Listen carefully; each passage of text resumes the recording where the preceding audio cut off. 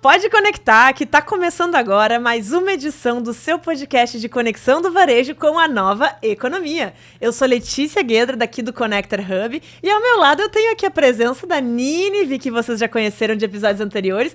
Nina, mais uma vez aqui na mesa do Pode Conectar, hoje com uma posição especial. A Nina aqui não tá só de convidada, não. Hoje a Nina tá aqui, além de representar o marketing do Cindy Lojas, também estreando aí como co-host de episódio. Nina, seja muito bem-vinda, obrigada por estar com a gente. Oiê, muito obrigada, Lê. É muito bom estar aqui de novo na mesa do Pode Conectar, dividindo esse espaço contigo. Obrigada pelo acolhimento. E hoje é ainda mais especial pela nossa convidada, que veio direto do Café com Lojistas, um evento super tradicional do Cindy Lojas. Baita. Evento, inclusive, que a Nina faz às vezes de mestre cerimônia, viu? Verdade. Então, quem ainda não veio no Café com Lojista, tá meio que um compromisso aí. Quem está em casa e nunca veio no Café com Lojista, nos deve explicações de por que não veio, porque perde conteúdos como a Dani Lazarotto, que está com a gente hoje. Dani, seja super bem-vinda. Estamos recebendo aqui, então, Daniele Lazarotto, que é estrategista e fundadora da Cordão. Dani, muito obrigada por aceitar o convite, obrigada por estar aqui com a gente. Lê, Nina, estou muito feliz de estar aqui com vocês e ansiosa por esse papo. Muito obrigada. Ai, coisa boa. A gente aqui fica feliz porque de manhã a gente estava aqui acompanhando a fala da Dani, que foi muito legal. O tema era, então, os erros que o marketing comete no varejo, né? Então, a gente foi destrinchando um pouquinho disso ao longo da palestra e eu me dei conta que a Dani estava bem arrumada quando eu vi eu e a Nina na plateia ali tomando nota. Eu pensei, ih, coitada da Dani, né? Depois vai ter que conversar com a gente. As duas ali Muitas super anotando virão. coisas. Mas assim, pra também não deixar o pessoal assim, tudo bem, não vieram no café, a gente perdoa, mas não deixar tão na ansiedade, né? Assim, a gente falou hoje bastante sobre os erros que o marketing comete quando tá se comunicando com o seu público, né? E alguns dos pontos bem legais e marcantes ali que tu separou na tua fala foram características que, na verdade, são medos, né? Que a gente enfrenta quando tá pensando nessas estratégias, assim. Se tu puder falar um pouquinho pra gente, assim, sobre por que justamente a palavra medo surge, né? E por que essas estratégias, elas precisam ser repensadas conforme esse panorama que tu mesma desenhou ali, Dani. Legal. Bom, eu tenho já uma caminhada longa, né, na área de marketing. Eu sou publicitária e eu atuo há 15 anos, né, em agências de propaganda e há 6 anos na Cordão, que é a minha consultoria de estratégia. Nesse período todo, eu aprendi que não se separa pessoas e empresas, né? Então, muitas vezes, quando a gente fala de erros de profissionais, esses erros dos profissionais, eles vêm muito pela pessoa que está sendo profissional.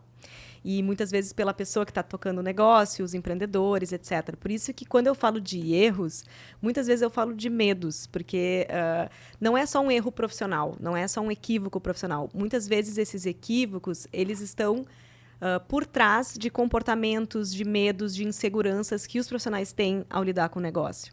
Então, ao longo do tempo, eu identifiquei empresas assim variadas, né? Desde grandíssimos varejistas como o Walmart até a pequena loja da esquina com problemas muito semelhantes. E o primeiro que eu trago, que eu vejo que é recorrente assim, na maior parte das empresas, é o famigerado mesmo do básico, né? Então, a gente tem ali o profissional que muitas vezes quer mostrar um serviço e aí ele acaba querendo trazer muita novidade, sem estar fazendo o básico, o feijão com arroz, antes de começar a implementar essas novidades. E isso vem muito da característica da pessoa, de querer se provar, de querer se mostrar um bom profissional. Por isso que ele é um medo, mas também é um erro muito grande que as empresas cometem, que é não estar com o básico bem feito antes de querer inovar. E nesse caso, o que tu identifica como o básico, assim, para uma marca? O básico de uma marca, para mim, é conhecer seu público. Então, a gente precisa saber para quem a gente está vendendo, com quem a gente está se comunicando, entender o que é importante para essas pessoas, que tipo de conteúdo elas consomem, o que elas querem quando elas vão atrás de um serviço parecido com o que a gente está oferecendo. Entender como que a gente se diferencia para esse público. E como que eu vou repetir essa mensagem com consistência através dos canais que eu escolho estar. Isso é o básico. Dani, aproveitando esse gancho, então, que tu mencionou canais e tu falou de comportamento, né? E nos últimos 10 anos, a gente passou por uma mudança irreversível de comportamento com as redes sociais. E hoje, né, nesse cenário de redes sociais, 1000 plataformas, tu citou até na tua palestra, né, como a gente teve uma ampliação enorme dos canais de mídia lá desde o século XX até agora. E junto com isso, a gente tem hoje um cenário de economia de influência e economia de atenção, né? A atenção é a moeda mais valiosa que a gente tem hoje nas redes sociais. Então, nesse turbilhão de plataformas, turbilhão de criadores, que todo mundo hoje é um criador, né? Como a marca vai conseguir captar a atenção do seu consumidor? De que forma ela pode fazer isso e se diferenciar no mundo digital? A resposta para isso é sempre depende. Não é tão né? simples, né? É sempre depende. Eu acho que muitas vezes as empresas elas tentam se comunicar, entrar nas redes, querendo seguir fórmulas prontas, né? Então a gente vê ali, meu concorrente fez isso, eu quero imitar aquilo ali, o influenciador tal tá fazendo algum conteúdo, e isso funciona até uma certa medida. Né? A gente vai ver assim que tem. Muitas vezes a gente vê assim, um influenciador que está fazendo um conteúdo legal e daqui a pouco vem alguém copiando e vem 300 outros, e eles dão uma bombadinha ali, porque aquele formato de conteúdo ele tá viralizando por um período. Então, em um curto prazo, esse tipo de estratégia, de cópias, ela até funciona. Mas para a gente criar relevância em longo prazo mesmo, a gente precisa começar a produzir coisas que sejam autênticas, que sejam originais. E esse original, ele conecta com o segundo erro que eu trouxe, que é o medo do diferente. A gente quer estar atualizado, ou seja, seguindo tendências, e não lançando tendências. A gente quer seguir a tendência e não lançar alguma coisa que seja original, que seja própria, que é muito mais arriscado, muito mais difícil. Que é o mirar no segundo lugar que tu trouxe, que eu achei um exemplo perfeito, assim, né? De assim, eu não quero ser o lançador, porque isso é muito arriscado, mas eu quero ser o segundo a fazer, porque demonstra que eu tô na onda certa, né? E isso é terrível e acontece muito. Eu acho que é grande... Às vezes, já passei por isso na minha vida profissional, daquela frustração da gente propor uma coisa muito nova, uma coisa muito legal pro cliente, a gente conseguiu viabilizar, e aí o cliente diz, eu quero esperar alguém fazer primeiro, para depois eu fazer, para eu não me arriscar. Então, o medo do diferente, a gente fazer coisas novas, ela tem um risco muito grande. E, às vezes, os negócios preferem não correr o risco de acertar, né? E, assim, correm o risco de se tornar irrelevantes, né? E tu trouxe uma frase maravilhosa na palestra, né? Que é mais difícil parecer consigo mesmo do que parecer com todo mundo. E hoje a gente tem essa sensação nas redes sociais. Eu venho muito da área da moda também, e a gente percebe como com as redes sociais e por essa pressão do algoritmo e a nossa pressão também própria, né? De pertencer, de fazer o que todo mundo tá fazendo, tudo tá ficando igual. Então, ao mesmo tempo que é difícil sair disso, porque é uma pressão, né, Dani? Mas também tem muita oportunidade para se diferenciar. Eu acho que as pessoas, elas subestimam o seu valor, né? Muitas vezes a gente olha e pensa assim, ninguém vai curtir esse jeito que é meu, né? Mas quando a gente começa a ver os influenciadores hoje que estão bombando no TikTok, que é uma rede que eu amo, por exemplo, eu até nem sei o nome de todos os influenciadores, mas eu sigo eles loucamente. Às vezes é uma característica muito pessoal. Por exemplo, uma influenciadora que eu adoro, que é a Lara, né? Que imita o... eu amo ela. O Cadu. O Cadu. Eu amo que ela faz o personagem do Cadu. Gente, eu amo ela é perfeita. O que é o conteúdo da Lara, né? Vamos olhar aquele conteúdo. Ele é um conteúdo extremamente simples. Ela tá imitando ali um personagem, um heterotop que veio de um personagem do Big Brother, que ela fez uma imitação uma vez, e as pessoas olharam, nossa, isso é diferente. E ela tá ganhando grana fazendo aquilo ali. Então, às vezes, é assim, isso é uma abordagem um pouco diferente. A gente não precisa pensar em reinventar a roda, mas ter coisas que sejam próprias ali, tanto criadores de conteúdo quanto empresas, né? Então, hoje, por exemplo, eu vi... Agora tá na moda daquela... As pessoas todas estão fazendo aquela trend que é uma pessoa caindo ou um balde jogando, o vendedor na frente da loja. E o primeiro que fez isso foi super diferente, mas agora estão todos iguais. A gente já olha assim, cadê a novidade aqui? Por que isso vai realmente me chamar a atenção e eu vou criar uma personalidade daquela empresa e não só ver que ela tá copiando o que todo mundo tá fazendo. Tem a questão da autenticidade, né? Que ela é muito difícil de desenhar e, assim, acho que a marca... A questão que tu fala do risco, né? Correr o risco, porque, assim, posso fazer uma coisa que vai ser muito bem interpretada e as pessoas vão achar engraçado, ou vai parecer ridículo, né? O medo de parecer ridículo. E tu mencionou muito essa questão do medo de errar, né? Que é como, por exemplo, a estratégia do Mac ali, né? Que tu até colocou o desenho. Que pra gente isso ficou muito icônico, né? O McDonald's, então, tradicionalmente, se escreve de uma forma completamente estrangeira pra língua brasileira, né? E alguém decidiu, cara, vamos lá desenhar como as pessoas realmente falam, né? Então teve o MEC, que é, como a gente fala, MEC, e teve vários outros também, né? Que eu me lembro que no Brasil apareceram alguns também, dependendo de região, assim. E daí tu comentou, cara, isso aqui é uma estratégia que se erra, tem gente que é demitida, né? E esse é o tipo de medo que não combina nem um pouco com inovação, né? Tu ter medo de errar, tu ter medo de ousar. E daí tu vai chegar no teu time e vai dizer assim, não, a gente quer gente criativa, vamos lá, coloca as ideias na mesa. Cara, não consegue fazer, às vezes, nenhum brainstorm, barreira, né, porque contra todo a mundo... criatividade. Fica todo mundo se proibindo, tipo, não, mas vai, já pensou ser, e já pensou ser, né? E quando a gente tá falando de inovação, a gente sempre fala em testa rápido, erra barato, né? Não precisa investir uma mudança de todas as lojas de uma vez ou de todos os produtos, mas tenta, né? Vai que tem uma aceitação, assim. E daí eu fico pensando muito duas coisas, assim, né? Que tu mencionou. Uma é a questão da vulnerabilidade, que tu inclusive trouxe a rainha da vulnerabilidade, né? Brené Brown, assim, que acho que é ídola de muitas mulheres do nosso meio, assim, que é alguém que fala sobre isso, mas também como essa questão da autenticidade, ela tá ligada com várias outras questões nossas, assim, né? Da gente conseguir se mostrar, mesmo num ambiente em que é muito importante pra gente pertencer, né? E a gente pertence na sociedade pelas nossas similaridades. Então, a gente vê um grupo fazendo uma coisa... Não, para pertencer a esse grupo eu tenho que fazer a mesma coisa, né? Mas, poxa, beleza, tu pode pertencer e ser tu mesmo, né? Como é que a gente balança isso? E daí até te perguntando, porque acho que, né, eu fiz toda aqui uma amarração, se não virar pergunta vai ser ruim, né? Mas, assim, como tu trouxe essa visão super, assim, legal do comportamento dos clientes que tu já observa, das marcas que tu observa, como é que contorna isso, né? Quando tu tá como consultora, direcionando alguém e a pessoa tá ali morrendo de medo de ousar. Bom, tudo isso é cultura, né? Eu acho que quando a gente vê as empresas mais inovadoras, são empresas que têm uma cultura de abraçar esse diferente, de permitir que as pessoas errem, de permitir esse grau de ousadia. Para existir isso, a gente precisa abrir um espaço, a empresa precisa estar aberta para mudar essa cultura. E mudar a cultura é uma coisa muito difícil, tu precisa de investimento nisso, tu precisa se esforçar para que aquilo se torne algo recorrente e depois natural. Né? Mas é preciso existir um esforço. Uma das coisas que eu tento fazer com os meus clientes é mentorar mais de perto as lideranças, porque a cultura, ela normalmente é um reflexo dos líderes que estão aqui nas empresas. E a gente vai falar, isso vale para pequena empresa só. Não. Isso vale para as maiores empresas do mundo. Quando a gente...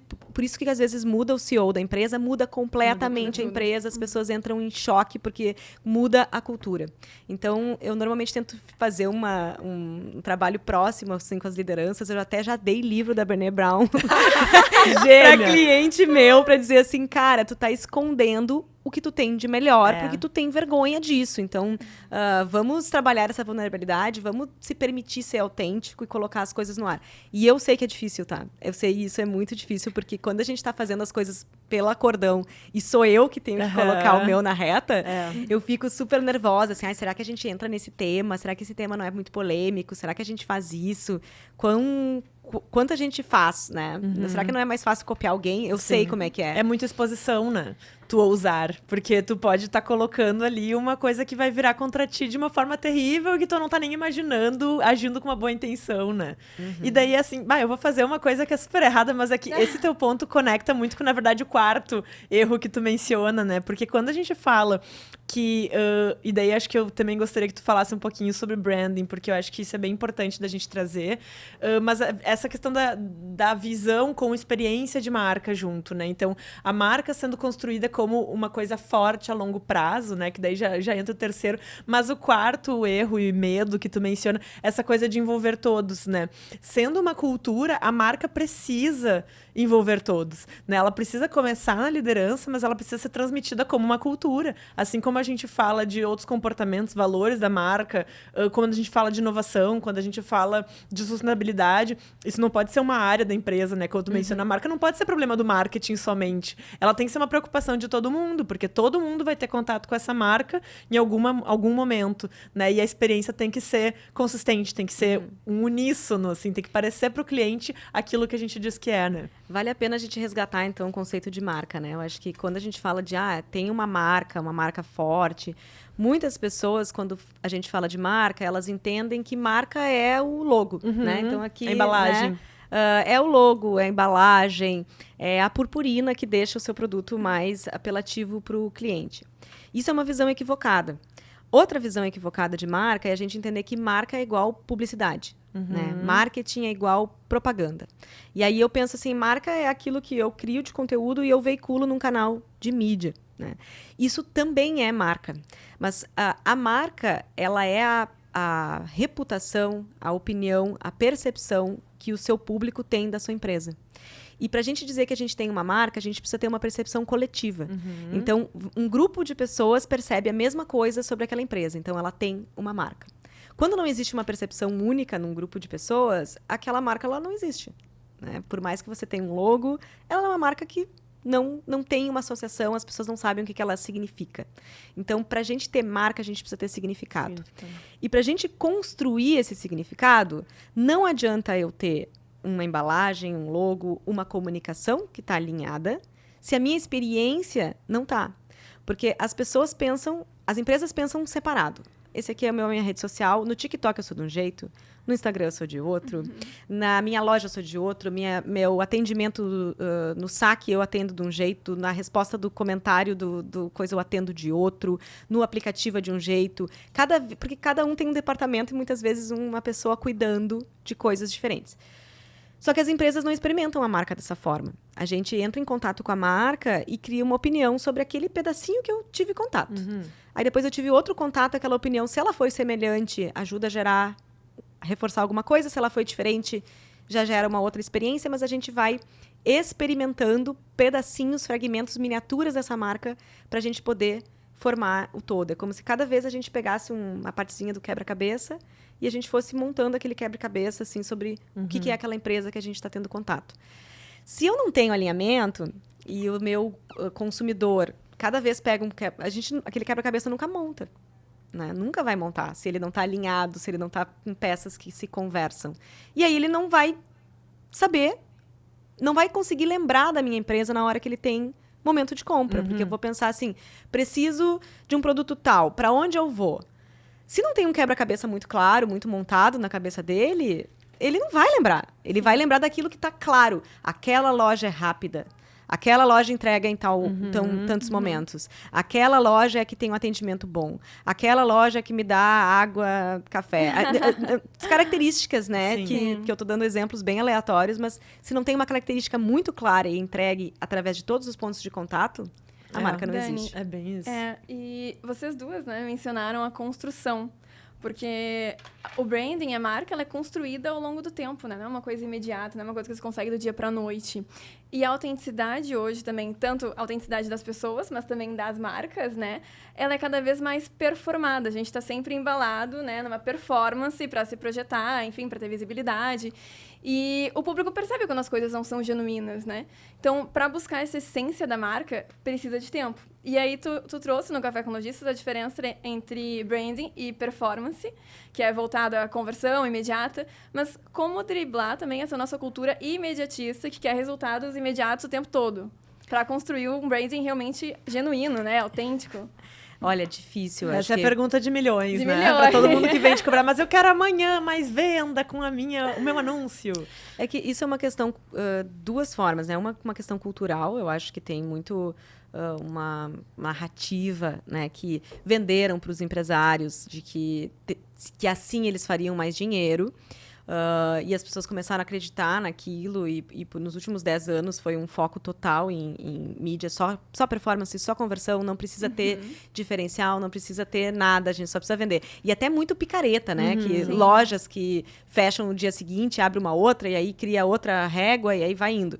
Então, por um tempo, isso até traz algum resultado. Só que chega um momento que aquilo ali esgota, né? O que a gente chama isso de platô de performance, que esgota a tua capacidade de atrair leads vendendo a mesma coisa quando tu está reimpactando sempre o mesmo lead. Né? Então, para isso, a gente precisa ter uma geração de imagem de marca, onde as pessoas vão lembrar da minha marca no momento de compra, mesmo sem eu ter que impactar elas. Isso traz resultado. Não é imediato e nem sempre é o mesmo jeito que tu mensura. Até, a gente vai falar de mensuração, o modelo de atribuição de leads hoje ele não é 100% seguro também na mídia digital, mas existe formas de mentir com um número e fazer parecer que é. Né? Sim, o relatório tem esse poder, né? Dependendo do que tu quer revelar, tu escolhe alguns dados ali, né? Pode mascarar com percentual, então é uma técnica maravilhosa. Vai crescer 100%, sair de 1 para 2. Acontece.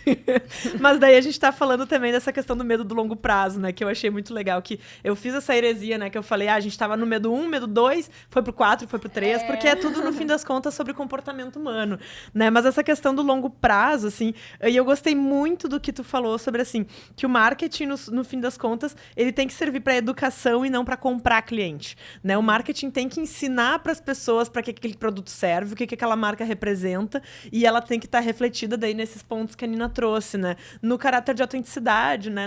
Assim, tudo que se faz sobre essa marca, tudo que se oferece sobre essa marca, ele tem que ter esse caráter consistente, que eu acho que é uma palavra que ela revela muito o poder do longo prazo, né? Para mim, o longo prazo e a consistência, a melhor analogia que a gente tem é com a corrida, né? Não é uma corrida de velocidade, é uma maratona, né? Então não adianta, assim, tu sair correndo na frente das pessoas e dizer, nossa, ganhei. Poxa, mas tem mais 40 quilômetros pela frente, né? Como é que vai funcionar isso se tu não te mantém numa estratégia de consistência? E eu acho que daí a palavra estratégia, imagino que o trabalho de vocês, ele tem exatamente essa mira, né? Que quando as coisas estão bem alinhadas, tu tem como continuar fazendo isso, né? Não é um sprint que tu, nossa, que legal, fiz uma trend lá, ganhei um monte de like, um monte de seguidor e depois nunca mais consegui emplacar nada, né? As pessoas estão sempre atrás da coisa que vai virar o viral, né? Não sei se deve ter clientes que tipo, eu quero um vídeo viral. Já, que coisa fácil, né? Vamos lá, impactar 1 milhão de pessoas.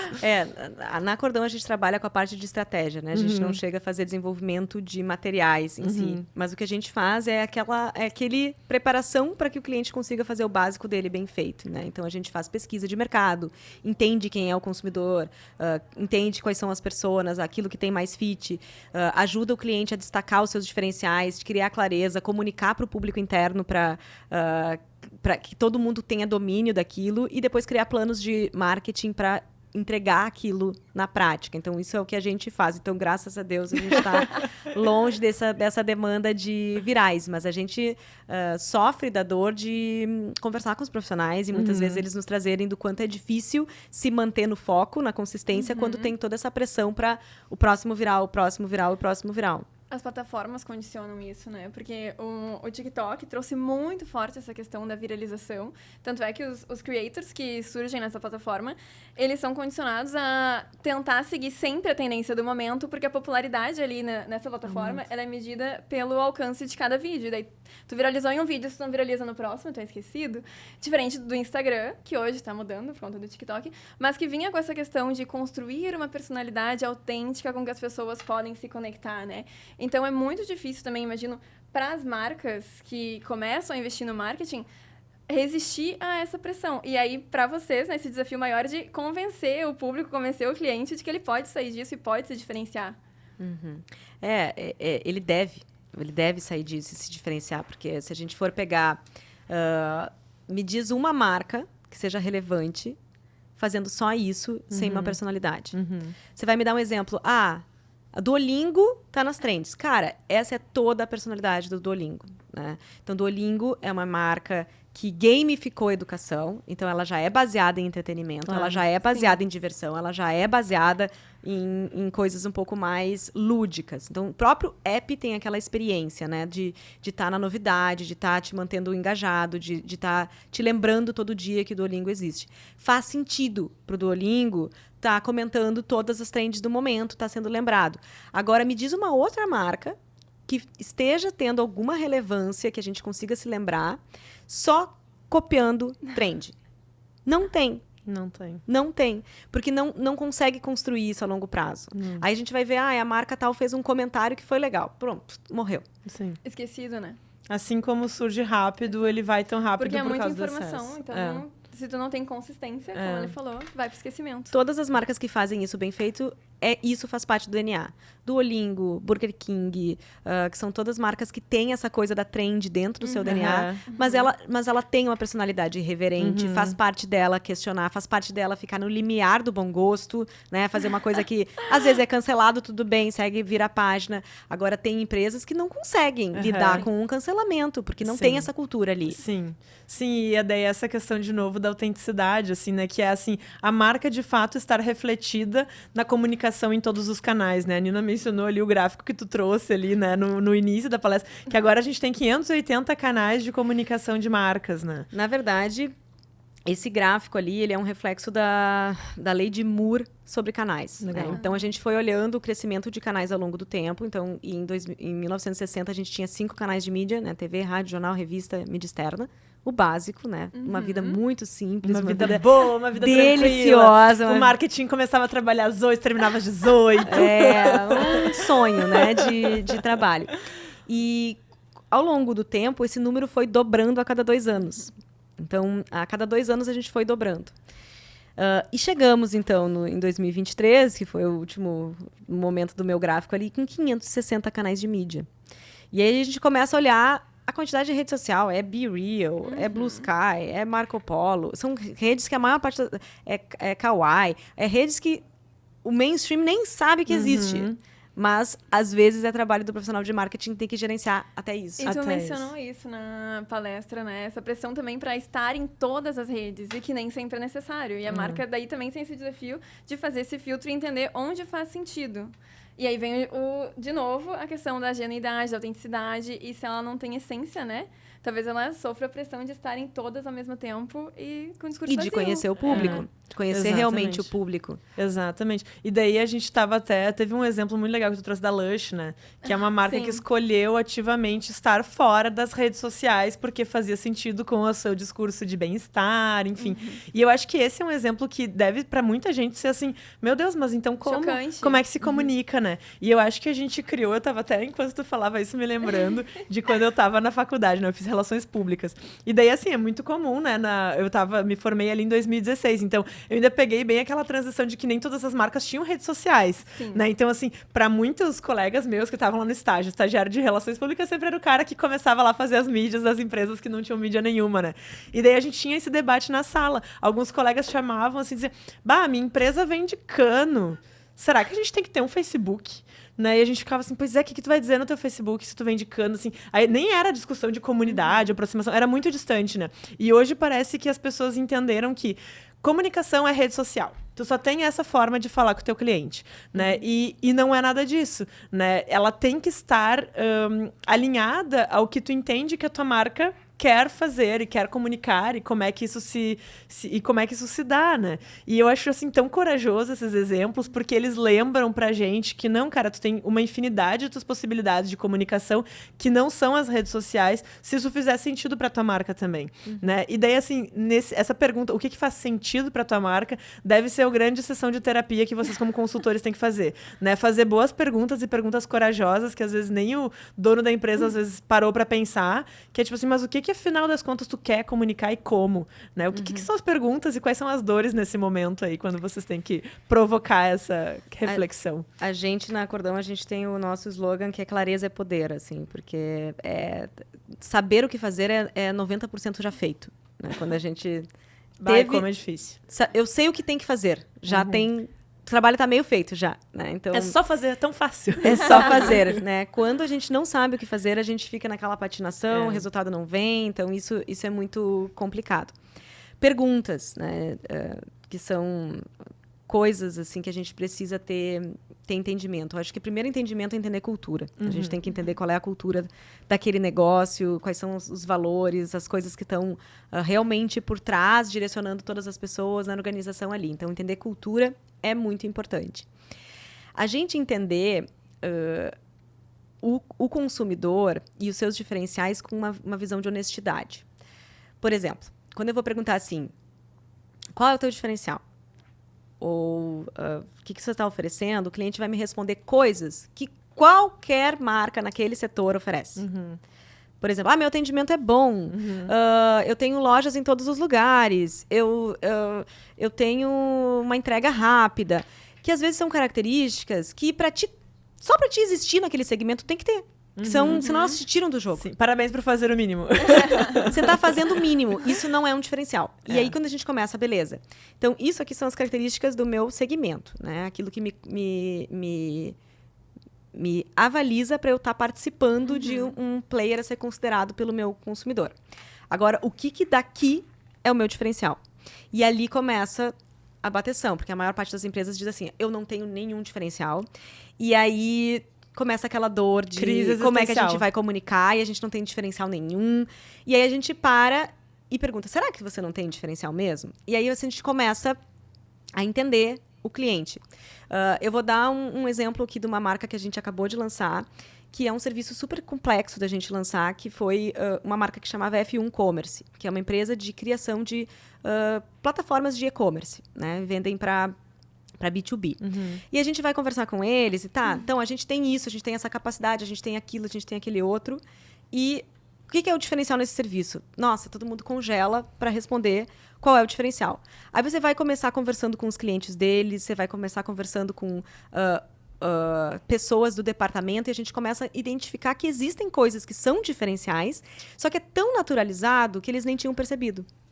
Então, por exemplo, eles faziam um assessment do cliente com um nível de profundidade que nenhum outro concorrente oferecia. Eles tinham muito mais profundidade. Eles conseguiam olhar para nichos que um desenvolvedor de software não olhava. Eles olhavam para fiscal, para geração de nota, para uma parte contábil, que ninguém mais olhava naquele segmento. Então, eles tinham ali uma coisa que os outros não ofereciam. Só que aquilo era tão natural para eles, que para eles não tinha valor. Nem valorizava, nem vendia aquilo. Não valorizavam, não vendiam. Então, eles estavam querendo fazer um rebranding, né? Trocar o nome da marca, porque tinham tido um problema com o NPI. E a gente chegou justamente no nome Go Deep, que é a ideia de ir com profundidade na hora que a gente vai trabalhar. E uma coisa que eles nem estavam entendendo como valor virou o grande diferencial da empresa. E quando eles lançaram aquilo no mercado, todo mundo disse assim, nossa, é isso. Vocês realmente têm mais profundidade que os demais. Só que até que você enxerga o diferencial, você corre o risco de nem estar valorizando ele. Isso é bem difícil. Eu acho que essa dica que tu dá, assim, de perguntar para clientes, perguntar para colegas, né? É muito diferente da nossa percepção, né? De a gente olhando, não, eu acho que isso aqui é bom. Às vezes não é. Ou às vezes a gente tem uma coisa que é muito boa e, de fato, não tá valorizando porque aquilo virou o básico, né? Mas não é, os outros não entregam, assim. E daí uma pergunta que eu tenho, assim, tu acha que o diferencial é uma coisa que dá para planejar, dá para ter como estratégia? Tipo, não, eu quero que o meu diferencial seja esse. Tá. Eu acho que tem muitas empresas que fazem isso, e eu acho que até grandes negócios, a gente vai ver, por exemplo, até no podcast Aula, que eu gravo com o Rafael Martins, o Augusto Rocha e o Dado Schneider, o Rafa trouxe um exemplo do Rappi, que está trabalhando para construir o diferencial de entrega até 10 minutos. Então, isso é um diferencial, é um tipo de conhecimento do negócio que é super importante. Então, eu entendi que nesse negócio, se eu entregar mais rápido, eu consigo brigar com a iFood, que tem um percentual de mercado muito maior que eu, uma capacidade de investimento muito maior que eu, que vai me esmagar, né? Só que talvez eles não consigam esse diferencial que eu escolhi trabalhar. Então, toda a empresa está focada em desenvolver centros de distribuição, desenvolver aquele diferencial, porque eles entenderam que aquilo é importante. Você consegue criar diferenciais e planejar para você entregar alguma coisa que você identificou ali, que é importante para o seu público, se você tiver dinheiro, recurso e tempo para construir aquilo e consistência suficiente para bater naquilo ao longo do tempo. Sempre é bom tu destacar alguma coisa que você já tem, né? E essa é uma dica que eu sempre dou para os meus clientes. Destaca alguma coisa que você já tem. Mas, com dinheiro e tempo, a gente consegue destacar coisas que ainda não estão tão maduros no cliente, desde que seja um compromisso já feito. Não pode prometer um negócio que você vai entregar daqui 2 anos. Sim, sim. Dani, e aproveitando o gancho, tu mencionou planejamento, né? E eu vi um conteúdo bem bacana que tu compartilhou nas tuas redes sobre como as marcas vão fazer o planejamento e como elas confundem estratégia com importante, né? E saem jogando tudo sem ter estratégia. Inclusive, na nossa divulgação do Café com Lojistas, a gente mencionou isso, sobre fazer o plano de marketing errado para a empresa. Então, eu gostaria que tu falasse um pouco sobre isso também, sobre como as marcas podem encontrar estratégias certas e o que é estratégia, né, de marketing. Estratégia é uma palavra maravilhosa, assim, né? Muitas vezes as pessoas... eu vi uma definição muito boa que um cliente me deu, que eles dizem assim, que estratégico é tudo que a diretoria aprova. Né? Então, assim, virou importante dentro da empresa, é estratégico. E tudo vira estratégico. Não, isso aqui é estratégico, né? Até a gente banaliza demais a palavra. E poucas pessoas entendem o que, de fato, é uma estratégia. E eu gosto de mostrar para as empresas que planejamento não é estratégia. Você saber... Eu vou executar isso, depois aquilo, isso é um plano. Plano de ação, é claro. Isso é um plano de ação. Um plano de ação pode ser completamente tático. Ele não é estratégico só porque você tem um plano. Para a gente poder dizer que a gente tem um plano estratégico, a gente precisa de duas coisas no meio disso. Que é, numa ponta, eu entender o meu cenário atual. Então, como é que está o hoje? Né? Qual é a minha realidade atual? A gente ter mapeado, assim, o nosso diagnóstico. E na outra ponta, eu ter clareza de para onde eu quero ir. De novo a clareza. Imaginei que essa palavra ia aparecer. Ela porque volta. é isso. Se tu não tem o horizonte, cara, não tem para onde ir, né? Não... E olha, a gente vai ser... o básico precisa ser dito e precisa ser clareado. Ontem eu estava em reunião com um cliente fazendo planejamento estratégico e a gente estava com 5 pessoas com o cliente. A gente pediu para eles, desenhem aqui, cada um escreva a sua frase da versão de aonde vocês gostariam de estar em 2030. Cada um dos 5 respondeu uma coisa completamente diferente. Né? Cada um tinha foco num produto, cada um tinha foco numa lógica, cada um tinha um tamanho de crescimento. Um queria crescer 300%, outro queria crescer 3%. Então, assim, essa ausência de unidade nos objetivos faz com que você nunca vai construir nada relevante. Porque está cada um para um lado. Então, o planejamento estratégico é quando eu compreendi o que vai mudar meu jogo. Uhum. Se eu não compreendi o que vai mudar meu jogo, eu estou fazendo um plano que provavelmente não vai estar contribuindo para os meus objetivos de longo prazo, até porque se eles não existem, né? E isso rui a estrutura, né? Porque, assim, quem não tá lá na mesa da diretoria decidindo a estratégia, tá executando, o tempo inteiro tá mudando de direção. E isso é desesperador, né? Então, assim, em algum momento o objetivo é esse. Não, mudou o objetivo. Cara, o objetivo não se muda, assim, né? O objetivo precisa ser alinhado, precisa ter um plano de médio a longo prazo, pelo menos, né? E tem que ter um compromisso de que todo mundo vai continuar com essa mesma visão amanhã. O plano muda. O plano muda.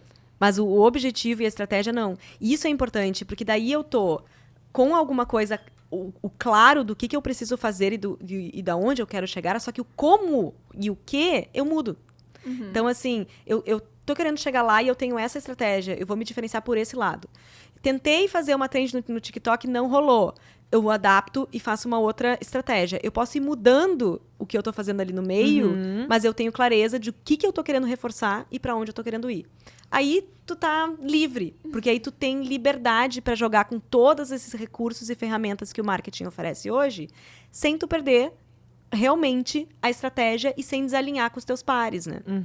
E eu acho que isso, daí a gente sempre volta essa palavra que a gente, pelo visto, é uma das palavras preferidas, mas assim, isso apoia a autenticidade, né? Quando tu sabe pra onde tu quer chegar, cara, aquele objetivo é teu, né? O objetivo do outro é outro. Então, como é que eu vou fazer as minhas decisões pra chegar lá, bom, não deu certo aqui, vamos errar, vamos mudar a rota, né? Sem, talvez, culpar quem esteve decidindo no processo, assim.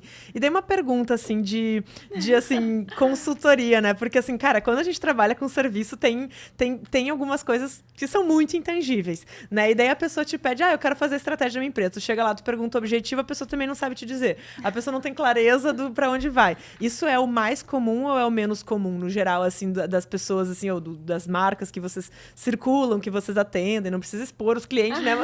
Mas, assim, é mais comum as pessoas saberem pra onde vão ou não? É muito difícil. Assim, de ter clareza disso, assim, são poucos os clientes que conseguem já estar com isso bem feito, assim. E quanto maior a empresa, maior a necessidade de tu ter clareza sobre muitas coisas. Sim. Né? Então, é um trabalho que não termina nunca, né? Tu tá clareando aqui, daí tu tem que clarear ali, tu tem que ir... Quando tu terminou de fazer uma coisa, tu tem outras coisas para fazer. Então, o normal é a gente encontrar um cenário de bastante... desafios, assim, de buscar clareza, assim.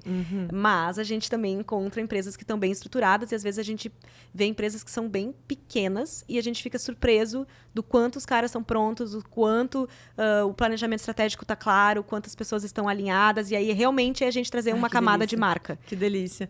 Porque, assim, a minha visão e até a experiência, assim, em vários projetos que eu já me dediquei a trabalhar, assim, de tu chega, tu pergunta pra pessoa, tá, mas a gente tá fazendo isso aqui pra quê? Não sei. Daí parece que tu começa sempre dar uns passos atrás e tu não avança no que tu tinha se proposto, né? Não, a gente chegou aqui para desenhar a proposta de marca, mas tu começa a fazer quase uma terapia analítica, né? Que tu vai voltando, não, mas e isso? E aquilo? Mas e quando é que tu para de voltar, sabe? Tipo, quando é que eu começo a entregar? Porque em algum momento tem que dizer, não, gente, o corte é esse aqui, a gente vai revisar todo o planejamento estratégico da empresa, pô, mas daí o que eu vou fazer, né? E o normal, quando a gente senta com alguns clientes, né, que as pessoas começam a dizer, ai, aqui tá horrível, tá uma bagunça, a gente tá com muita dificuldade aqui na empresa, e daí a gente senta e diz pra ele assim, cara, todas as empresas têm essa dor, tá? Tipo assim, calma, não tá, tipo assim, não te desespera, não é que tu estás muito atrás dos outros, não é que o mundo todo tá com clareza, tá tudo funcionando e só tu tá atrasado.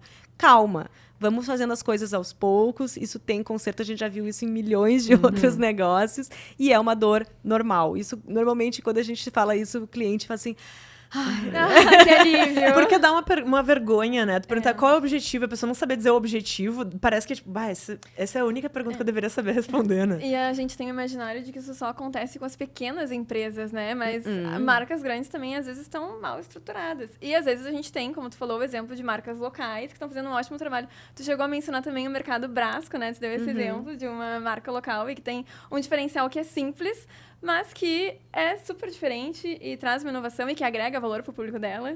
Eu gosto bastante desse case de branding, assim, quando foi lançado o primeiro Brasco, assim, você consegue perceber o que eles querem comunicar dentro da loja, dentro da própria experiência, assim, né? Então, essa coisa mais descolada, que combina com uma experiência de interior, um mercadinho, um bulicho, e aí você vai ver, desde as camisetas que o pessoal tá usando, tem a mesma mensagem. Então, eles conseguem criar e colocar um mix de produtos que reforça essa coisa quando eles têm flores, quando eles têm ali algumas coisas que vão criando aquela unidade de que, nossa, um bulichinho hipster se eu quiser isso, de Porto Alegre, eu vou pro Brasco, né? Então, eu gosto bastante, porque é uma empresa que começou muito pequena, hoje já tá com mais lojas e tal, já dá para dizer que tá uma empresa de médio porte, mas é uma empresa que começou muito pequena, com um serviço absolutamente banal, um tipo de negócio absolutamente banal, que eles conseguiram criar diferencial.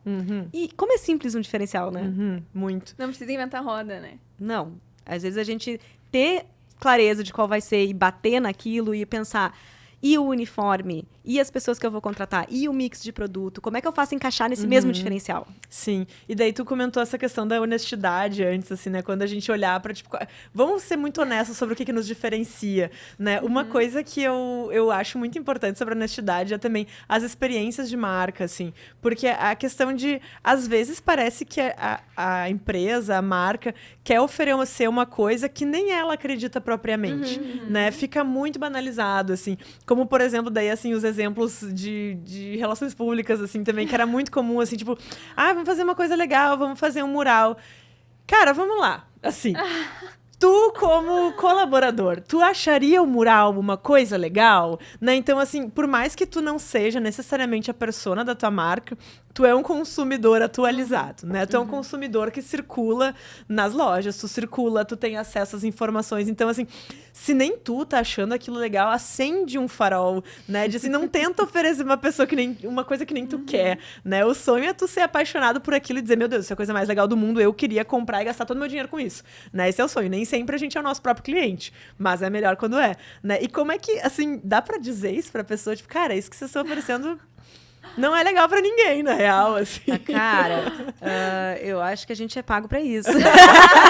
A gente, às vezes, tem que trazer essas notícias, assim, mas, na real, sempre quando a gente fala essas coisas numa reunião, com franqueza, tem alguém que fica assim... Viu? Eu falei! Eu tinha dito! E aquela coisa de comentar que o rei tá nu, né? Tá todo mundo vendo que o rei tá nu. Sim. E tá todo mundo com medo de falar. E daí vem alguém e diz assim, gente, o rei tá nu. E aí todo mundo... né? Alguém falou. Não sou só eu então, que vi. Eu acho que isso é super importante, assim, que tem gente que tem medo de parecer ranzinza, tem gente que tem medo de parecer o chato e tal. Mas é importante a gente ser honesto sobre as coisas que a gente tá fazendo, assim, de olhar para aquilo com honestidade, tanto do ponto de vista de, isso não é tão legal, quanto, cara, a gente não tá tão pronto ainda para prometer isso, né? Vamos segurar um pouco nossa onda, porque às vezes tem aquela coisa assim, tu senta com um empreendedor, muitas vezes um empreendedor pequeno, ele tem possibilidades. Possibilidades. E aí, esses tempos eu sentei com uma pessoa que veio me contar, eu tenho marcas de roupa. Daí ele me disse, eu tenho uma marca disso, uma marca daquilo, daí eu tenho uma escola, Daí começou a me contar vários negócios que ele tinha. E eu, nossa, né? Quantos negócios e tal, né? Qual é o site da tua loja? Ah, não tá no ar ainda. Tá, mas tu vende em loja física? Não, eu ainda não tenho. Tá, mas o que tu tem mesmo? E eu fui entender que ele tinha uma intenção. Mas ele tava comunicando como se tudo aquilo fosse real.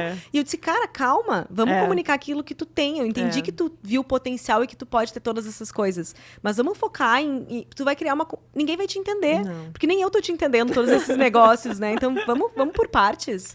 É bem isso. É difícil, às vezes, né? Também porque a pessoa vê tanta possibilidade naquilo, e às vezes a gente também se vê nesse lugar, assim, de tipo, cara, tudo dá pra fazer, tudo dá pra criar, então eu não quero segmentar o que eu faço, porque eu posso fazer muito mais, mas o que tu realmente entrega, né? O que realmente paga contas hoje em dia, e onde é que o teu cliente, qual é a jornada que ele precisa fazer pra ser considerado um cliente, né? E trazer receita pra tua marca, porque no fim das contas, isso precisa se refletir em receita, né?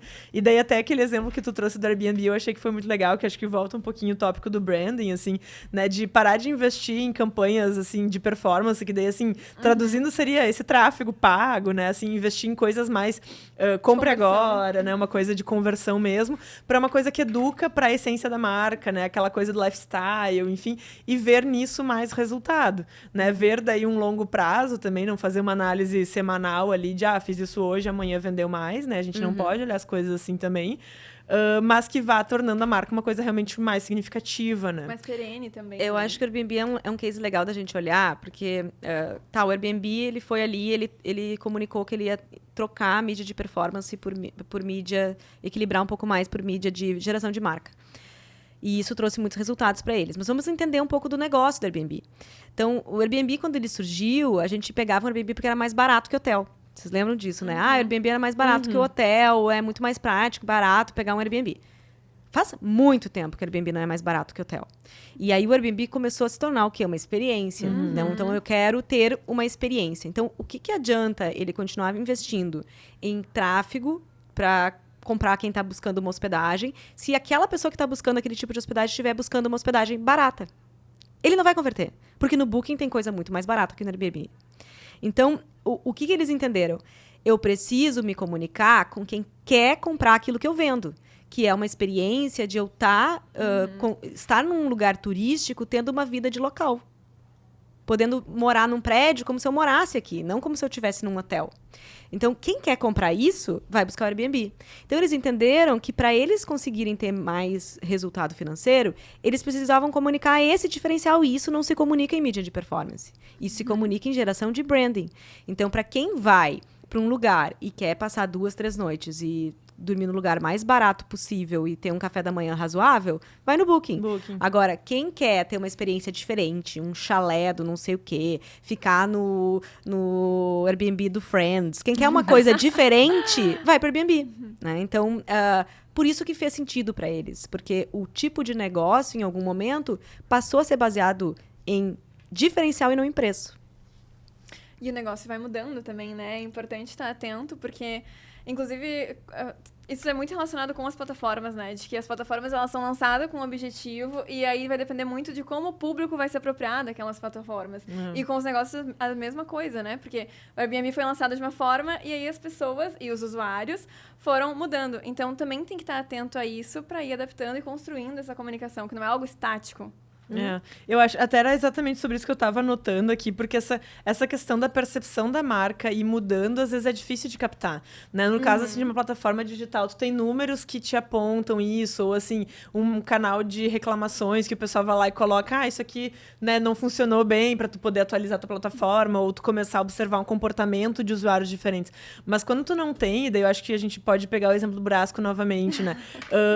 Tu tem que ter um feeling muito bom do que o teu cliente tá tá precisando, o que ele tá vindo fazer na tua loja, que às vezes não é a tua intenção original, né? Então, assim, fiz lá um mercadinho. As pessoas não estão vindo só para comprar, elas estão vindo porque elas querem sentar e tomar uma cerveja e conversar. Bom, então a minha marca se transforma, né? E isso às vezes é difícil de fazer se a gente não tem um agente externo nos dando essa informação, né? E o que a gente costuma fazer? Mandar pesquisa de satisfação. Tem alguns artifícios que a gente tem, né, à disposição, como um exemplo de pesquisa de marca, ou um cliente oculto, alguma coisa assim. Mas eu acho esse um feeling muito difícil de ter, às vezes, dependendo do tipo de serviço que a gente tem, né? E como é que, assim, a gente pode buscar, sabe? Porque essa coisa tu tinha até citado, né? Acho que, né, tu colocou ali aqueles gráficos do equilíbrio, assim, né? Da percepção versus atuação da marca, né? Ou seja, o que eu quero que as pessoas pensem na minha marca e o que eu entrego para ela, né? Para as pessoas. Então, se isso tiver equilibrado, é o ideal. Mas, às vezes, a gente mesmo acha que tá entregando o que promete e não tá. Essa coisa que tu falou do agente externo é super importante, assim, porque eu sempre digo que as empresas, elas são tipo aquários, né? Tá todos os peixinhos ali dentro do aquário e ninguém tá vendo a água. As pessoas acham que elas estão no mundo e elas estão dentro de um aquário, né? Aquilo que tu tá vivendo ali é o teu mundinho, é uma bolha. Então, a gente, quando tá de fora, a gente diz, olha os peixes dentro do aquário. A gente enxerga a água, a gente enxerga os peixes, eles enxergam o mundinho deles. Então, essa coisa de buscar agentes externos, ela é super importante para trazer esse refresh, né? Então, a gente conseguir conversar, mesmo se a gente não tem dinheiro para contratar uma consultoria, para contratar uma empresa de pesquisa, a gente se colocar nesse lugar externo, né? Então, conversar com pessoas, às vezes, quando a gente vai ver...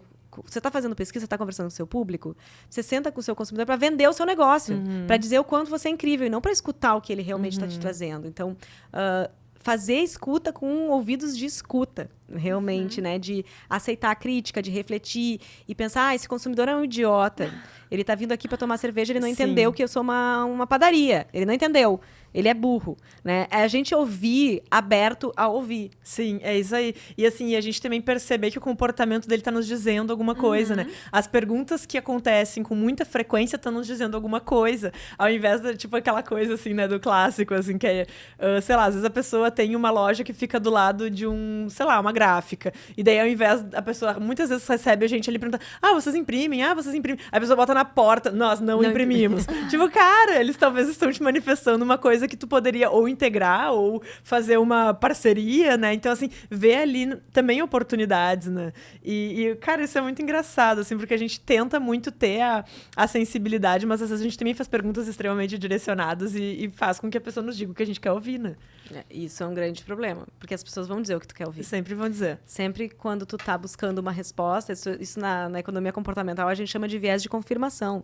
Se a gente tá buscando uma confirmação, a gente vai encontrar ela. E é aquela coisa, assim, assim, saber para quem pode perguntar, né? Porque não é todo cliente que vai querer ter um papo contigo e perguntar exaustivamente para quem estiver disposto, assim, né? De tipo, mas e como é que foi isso? A entrada foi legal? Né? A gente poder perguntar também, entender que uma coisa que para mim é sempre aquela coisa, tá no restaurante, daí o garçom tá te atendendo e aparece o gerente, ele, tá tudo certo com vocês? Tipo, sim, tá tudo certo. Às vezes a carne tá um pouco fria. Mas não é ali agora que eu vou dizer, não, devolve meu prato, sabe? E eu como consumidora, eu sempre faço uma coisa que eu só dou feedback para as marcas que eu me importo. Então, assim, é verdade. Se eu quero que aquele negócio dê certo, eu achei que eles merecem, eu dou um feedback. Eu vou dizer, olha, o bife estava frio, né? Eu reclamo. Quando eu me importo com o negócio, eu reclamo. Exatamente. Quando eu não me importo, eu digo, não, tava tudo ótimo. Tá ótimo. E eu nunca mais vou voltar, porque eu quero que eles se explodam. Exatamente. Então, muitas vezes os negócios veem o consumidor que reclama como um problema, mas na verdade ele tá te dando um presente. Ele tá te dando um presente. Ele tá te dando um presente. Se ele te diz o que tu precisa mudar, é porque ele se importa contigo o suficiente para te dar a oportunidade de tu mudar e ele ainda querer voltar lá. Exatamente. Então, isso é muito, muito a gente olhar para a crítica como um presente da gente ter uma oportunidade de melhoria, porque só o elogio faz com que a gente continue na mesma sempre. É verdade. Dani, acho que tem muita coisa legal que tu trouxe, assim, pra mim. Tem Uma das muito pano coisas pra que manga. fica muito, das palavras que a gente repetiu muito, assim, acho que clareza fica muito forte, né? Clareza é poder. E a clareza começa com a gente, né? Começa com a gente entender o que a gente tá fazendo com os negócios, o que a gente tá fazendo com os projetos e poder transmitir isso pros times, transmitir isso através da comunicação das nossas marcas, assim. Então, acho que isso ficou com certeza claro, né? Então, eu te agradeço também por tu transmitir com tanta clareza, porque fica evidente que isso facilita o aprendizado, né, de quem estiver nos acompanhando, assim. Acho que a questão do comportamento humano, no fim das contas, sempre que a gente está falando de marcas de consumo de varejo ou de não varejo, de serviço, sempre está permeado. Então, é um convite para quem ainda não tem essa facilidade, também sempre conhecer um pouco mais. Acho que o universo de pessoas, comportamento e a vulnerabilidade entra no pacote aí com a nossa grande Brené Brown, né, que é a musa aí, de a gente poder realmente fazer essas reflexões e fazer perguntas honestas e responder, né? E tudo parte do que a Dani falou, né? Saber onde quer chegar, porque senão a gente não chega a lugar nenhum. Exatamente. Exatamente. E quando eu comecei o episódio aqui, eu sabia onde eu queria chegar. Eu queria chegar no momento em que eu me sentia bem e pensava, cara, a gente extraiu tanto conhecimento dessa mulher. Dani, obrigada! Eu e a Nina estávamos aqui ferozmente anotando durante essa palestra. Eu me sinto super contemplada. Nina, não sei se quer fazer mais algum apontamento, alguma dúvida. Não só agradecer mesmo, Dani, por compartilhar esse conhecimento, que já foi incrível na palestra, agora a gente pôde estender um pouquinho mais, mas com certeza ainda tem muito para ver. Tenho certeza que o pessoal vai poder te acompanhar e aproveitar mais desdobramentos desse conteúdo que não para por aqui, né, Lê? Exatamente. Meninas, muito obrigada. Eu sempre fico surpresa quando a gente está levando algum conteúdo e a gente vê, nossa, as pessoas estão engajando, as pessoas estão... Vocês conseguiram trazer muitas colocações legais, assim, pra gente engajar nesse papo. Então, eu agradeço muito o convite e a condução dessa conversa. Ai, coisa boa, coisa boa. Gratidão total. E você de casa, fica ligado que toda quarta-feira mais um episódio do seu podcast querido de conexão do varejo com a nova economia. Pode conectar. Até mais. Tchau, tchau.